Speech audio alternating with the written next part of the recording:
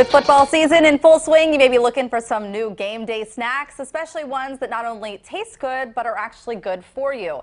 To hear with some suggestions is fitness and lifestyle coach JJ Flazanes. Thank you so much for being here. You actually from the Pittsburgh area, but now live in California, so it's a real treat to have you here with us. Thank you. It's a treat to be here. And so, speaking of treats, you have this new book out. It's called The Invisible Fitness Formula.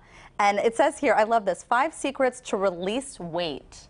We always think about it as losing that weight, but you're saying release it, and that just seems so much more peaceful. Well, think about it. If you lose something, don't you find it usually? Yeah. Right. Or you kind of have this idea, if I've lost it, there's a deficit, and now I have to find it again. So releasing, a lot of times weight happens to be something that we're holding on to protect us. We have emotional reasons. We have some anxieties or some food addictions or some just, habits and patterns we're trying to get away from. So releasing it feels, like you said, relaxing, and it's like we're stepping into who we really are versus we're trying to change something about us and make us, but it's a little bit more of a love base versus a shame base. So everything here does not look necessarily healthy for you. What we have here, the traditional Pittsburgh steak salad, we have fries with chili and cheese on them, but I'm flipping through your book here and you mention paleo. So a lot of this stuff is a paleo diet. Well, some of it anyways. Not all of it. Not all of it. Right here. Yeah, we've got paleo here. We'd have the paleo steak salad minus the French fries. Right. But it's Pittsburgh, so of course I had to bring in the French fries for the steak salad.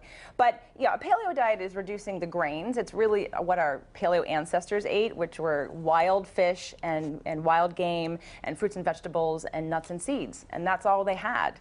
And while you might say, well, they died earlier than we did, they lived a healthier life longevity-wise. Up until that way. Yeah. Right, right. They didn't have the diseases that we have today. And so one of the main ingredients that we see across the board here today is cheese. But what you've made is actually not what we're used to. It's not a true cheese. What is it? It's a non-dairy cheese. It's actually a vegan cheese, or you can call it a nut veggie cheese. A lot of times people want to sneak in, especially parents. I know you're a parent. You have two beautiful girls, right? Yes, I do. And so as they get older, you're going to want to sneak in vegetables if they're not vegetable lovers, just to get them the vitamins and the minerals and the antioxidants they need to grow strong. And so this cheese is actually a superfood because everything in it is healthy for you. So it's really fantastic. It's making a great swap, and I wanted to show different ways that you can have it because it's not just, people think of health food as boring or non-tasty. Right. It doesn't taste like anything. And that's really not true at all. I'm a Greek Italian, and I don't like to feel deprived or restricted either. So I find ways to make things that are healthier. So no matter what it is, if someone says, well, don't you miss this, let's say a donut or something, I'll say, no, I can make that in a healthier way that I feel good about, that's good for my body. Yeah, where you're not just having a snack that's 2,000 calories. So let's make this cheese then, this cheese. Yeah, okay, so it's a cashew nut cheese, and so the main ingredient is cashew nuts. Now normally you'd want to have these soaked. We're not going to soak them today because I want to show you how to do it fast and easy. Okay. But you can also do it with soak. So that's our cashews. Okay. All right, next I'm going to add the water. If you soak them, you'll need a little bit less water, but I've got about half a cup of water there. And what does soaking them do? Does it make it softer? Yeah, so we're using raw cashews. You only want to use raw because raw has all the enzymes to digest it properly. All foods. Basically, if you have vegetables that are raw, they have more of their enzymes. When you cook them, you kill the enzymes. So we're going to have this raw so it blends easily and you have all the enzymes in them to break them down in your body. Awesome. All right, so just put in garlic. All right, then we're going to move to the veggie part. Okay, so I wanted to make this even healthier because you can make a regular cashew cheese in multiple different flavors without anything else but what I just put in and lemon juice. Okay, so let's say that's the normal recipe that I actually have on my cooking show.